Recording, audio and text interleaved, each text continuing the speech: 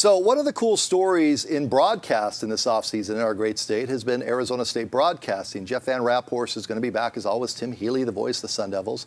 But ASU was looking around with Derek Hagan being promoted, and they came across Jordan Simone. Actually, they didn't come across you. They, of course, knew that you were out there after your career was done. You are now part of the ASU broadcast team.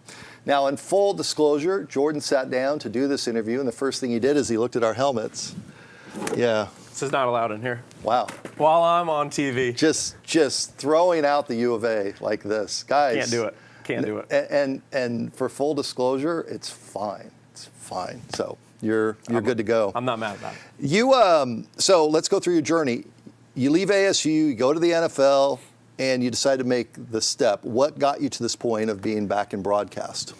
Well, it's something I've always enjoyed. I've always enjoyed being around the camera and messing around after practice, whether it was grabbing a mic and just interviewing some teammates or coaches. I've always enjoyed it. And unfortunately, my NFL career looks like it's coming to a close.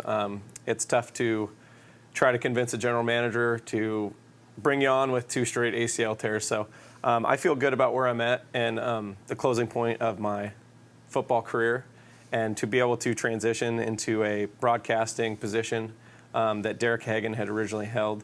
To be put in this role is a true honor, and to represent Arizona State, it's a blessing. What do you see out of ASU right now? And to back it up, when Coach Graham was let go, your coach was let go, what was your thoughts, and where are you at now and everything? I love Coach Graham. That was my coach. That was the coach that gave me a scholarship and taught me so much about the game and so much about life beyond the game. So it's as tough as it was for me to see him go.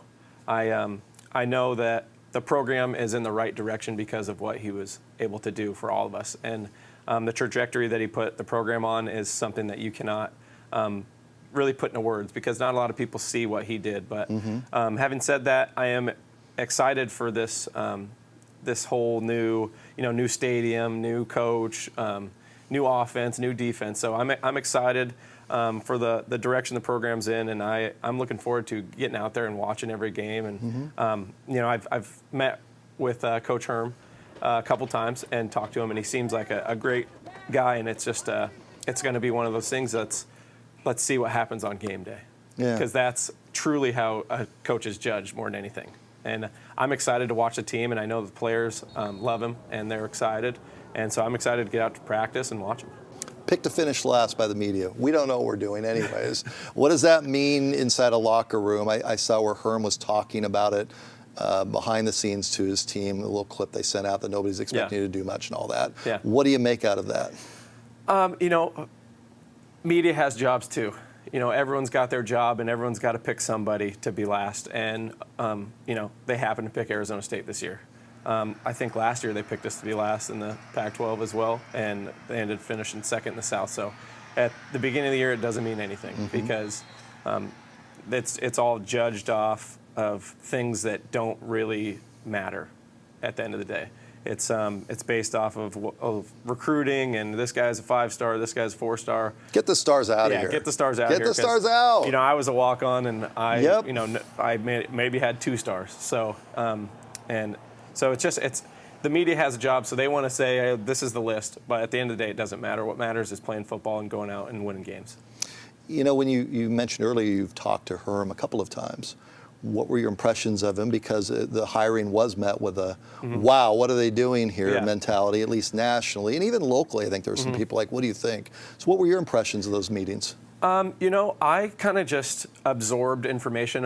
I would ask people, what do you think about this hire? And I would hear what they say, and I wouldn't let that. I would, I want to formulate my own opinion about him. So I don't really say much about what I think about the hire, because I don't really know what to think. I was kind of too young to see his NFL coaching career, and all I can say is that I'm excited. I'm excited for the direction the program is in, and I know that he is going to be able to recruit well. And I know that the players have loved learning from him so far. So away from being a broadcaster, you've also decided to go try to get a real job. Not try, you are training. Why don't you tell everybody what you're doing away from football? So I am currently enrolled in emergency medical technician school. I'm trying to get on with the Phoenix Fire Department here. Awesome.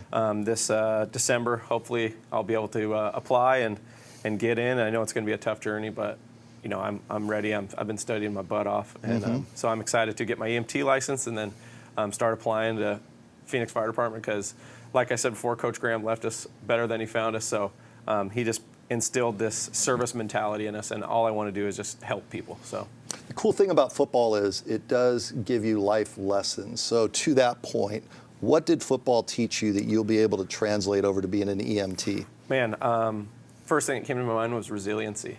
I've, walked on, quit, walked on again, earned a scholarship, have had multiple injuries, ACL injuries, and have, made it to the NFL and then got injured, and just every time I've got knocked down, I've stood up. And I think that's something that I'll take with me, not only in my future jobs, but in family, whatever it may be in life. That's something I've learned. You can put the helmet back up because we're done, or no. I'm going to leave that helmet there. He's I just might hide it forever. Just not even put the U of A back up. Thanks for coming in. Good luck. Yeah. We look forward to hearing you on the broadcast. Thank you very much. Thanks for having me.